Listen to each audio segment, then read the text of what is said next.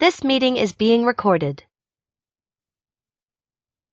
All right. Well, welcome back to another episode of our series on the architecture of reality and looking at the ancient way of uh, conceiving the ancient and medieval Elizabethan Renaissance way of conceiving the way reality, the way the universe is set up.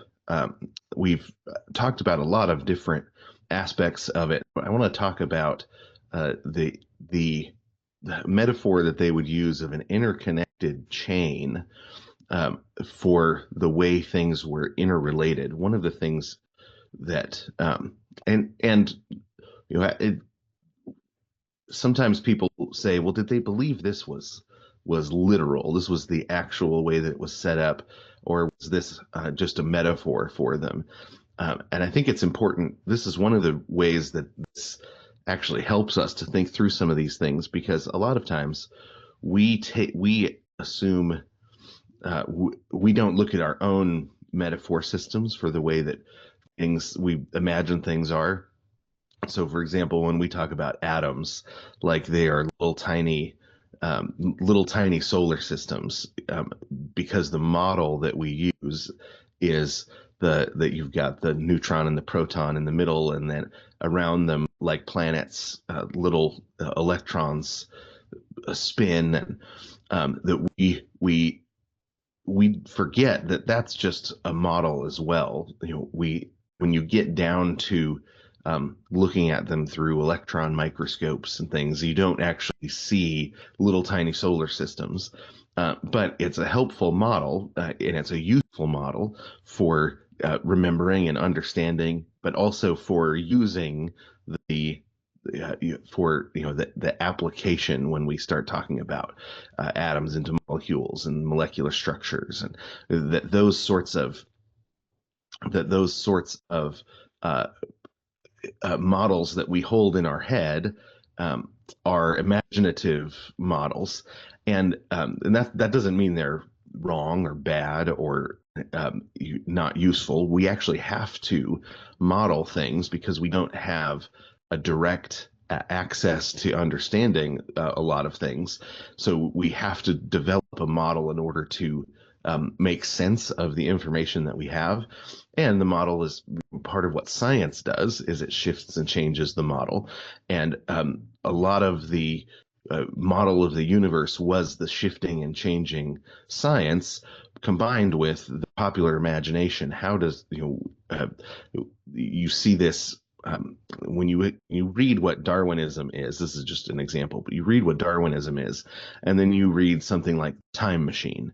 Uh, that's a popularization, a popular conception of Darwinism. It's not actual Darwinism, but the popular conceptions are the ones that we hold and use to make the science of our day into some sort of useful, imaginatively useful system.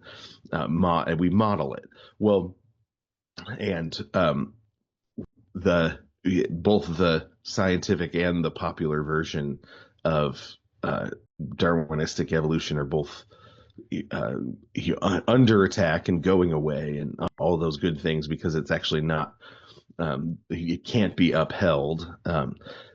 But that popular conception that makes a model, a scientific model or a universal model or a cosmological model, useful, um, is helpful. We have to do it. Well, the way that the Elizabethans, like Shakespeare, the way in the Renaissance and in the Middle Ages and in the ancient world, they conceived the model was as a chain, an interconnected chain. So you had at the very top the heaven of heavens, the Empyrean, the place where God dwells, where he put his throne, where he built his own throne, his throne, which is a living being, which is an angel. His life is such that he builds a chair and sits on it. The chair comes to life. That's kind of the way it seems to be communicated. Well, he's got there is his throne, and there are angelic thrones also, but those are in the next level. So, but at the very top, you've got the heaven of heavens, and then a chain of beings and a chain of spheres from the top to the bottom. So you go from there to heaven, where the stars dwell, and the concentric, the followed by the different concentric circles of the planets, or the concentric spheres of the planets. You And the visible planets, the start at Saturn as the furthest away, and you've got Saturn and Jupiter and Mars, and then you've got uh, the moon and the sun and Mercury, or actually it would be the other way around. You've got Mercury, the sun, and the moon. And so the moon is the borderland then between the heavenly spheres. So above the moon, you've got the heavenly spheres, the heavenly aspect of the chain, and then below the moon begins the earthly aspect of the chain. And you've got some ether, followed by air, and that air then goes all the way down to the earth, and then inside the earth you've got Hades, or Sheol, or the later the Inferno of hell as well. The Anglo-Saxon word for Sheol is Hel. It's pronounced hell. So you've got Hela is the goddess of the underworld, and well, that he ends up in the popular imagination being combined together with the Inferno of the end of Revelation. Right? But in the end of Revelation, Hades and death are thrown into the Inferno, and so the word hell ends up having this odd shifting meaning as Anglo-Saxon shifts to Middle English, and as Latin shifts to Italian. You end up with some combining of hell and the place of the dead in the popular imagination, and which has continued on down to this day, right? So when people die, we say, oh, did they go to heaven or did they go to hell? Well, hell, biblically speaking, is unpeopled until after the resurrection, right? It's an empty space, and Hades, the people where people go after they die, or hell or Sheol, is thrown into the lake of fire, and all of the people are raised from the dead, and the just and the unjust both raised from the dead, and then the judgment happens, and then hell becomes a peopled place. But you see the way in the popular imagination these things get sort of mixed together, and it just that's the way it is. There's lots of those sorts of things. It's like that you hear, well, there weren't really three wise men, there were three gifts. Yeah, there were three wise men. We all know that because in the popular imagination, there's three wise men. So it's and I don't think there's necessarily problems with that unless it starts to actually contradict the scriptures. Otherwise, it just is it's the way we do things. It's the way societies pass on knowledge. Is the popular imagination is passed on to the next generation. Manhood, or being a part of the society, part of what's passed down in what is called the paideia, the acculturation of the next generation. Part of what's passed down is both these sorts of popular imagination things. Well, they conceived of this chain that went from God at the very top, he's a completely uncreated being, and so he's not a part of the chain, but he created the heaven of heavens, the Empyrean, where where the Father's throne is set up, and where now Jesus has ascended to, and has taken that throne at the right hand of the Father's throne. So he set up that sphere, and then and then the spheres are connected by purpose. So um, they you do have works where you travel through the heavens and you get to the end of the heavens, then you have to kind of break through or be invited through by God across across into the next sphere, where into God's direct presence.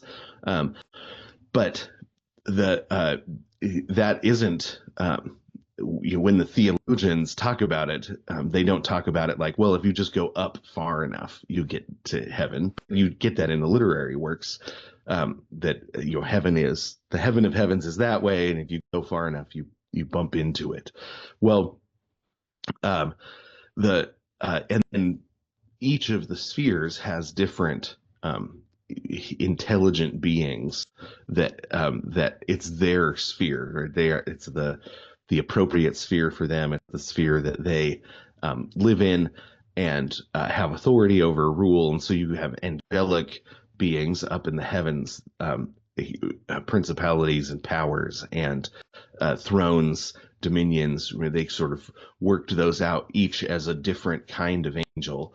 And then this sphere has archangels, uh, archangels and angels in it. But the thrones and the dominions, the principalities, the powers, those ones, their proper dominion uh, in is up above. So when they read something like the Prince of Power of the Air, they believed that to mean that the sphere up above was the proper place that Satan fell from. Right?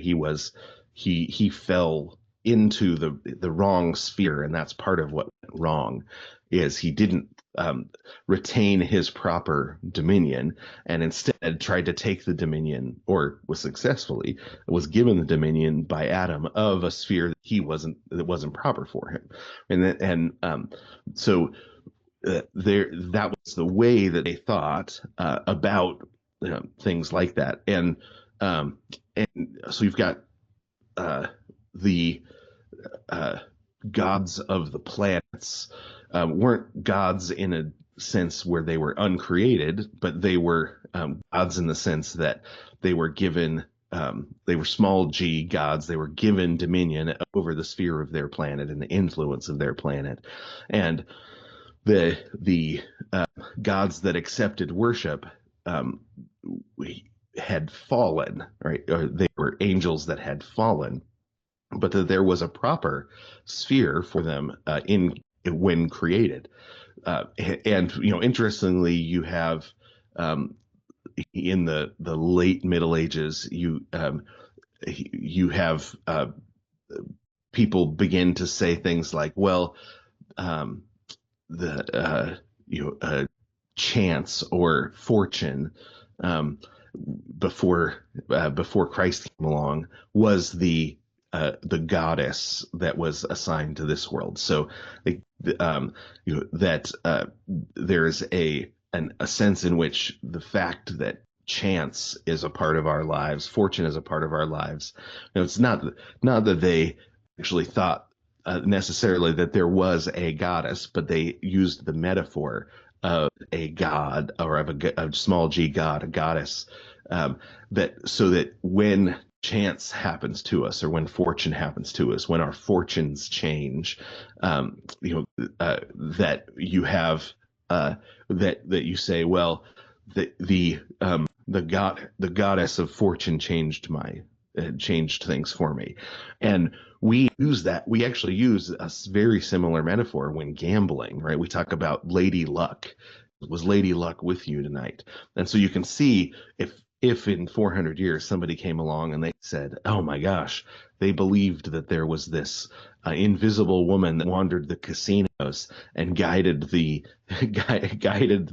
draw of the cards and guided the roll of the dice, that we would look at that and say, well, no, we don't really believe in a person, Lady Luck, but we have personified this this thing that we know happens. Well, they did the same sort of thing, but they use different metaphors, and it helps us to see our own metaphors when we see theirs and the way that they think and the way that they talk about them. And I haven't had time or the right books in my library to trace the history of Lady Luck, but I've always been curious if you can trace Lady Luck back to Chaucer's goddess of fortune, because it seems that there is that there be some sort of connection, either that or it's one of our natural inclinations to think of systems that function as a whole together, the way a card deck does, to think of them in feminine terms, because our experience of women as women can multitask and take care of lots of things. They function more like a world than a man does as a whole. They function as a whole all at once, which is one of the hardest things when you first get married. Men easily compartmentalize their life, and women don't easily compartmentalize their life because they are designed to function as a whole, and to be a queen of a house in a way that men don't have. And so it may just be that we naturally personify systems as feminine, but I think that's useful to remember, for a husband, that the way that you act in the morning of one day continues to be an active force in your wife's imagination 3 days later, whereas a man has compartmentalized that. Yeah, we got in a fight, but now we're off over here, we're running, where everything's good.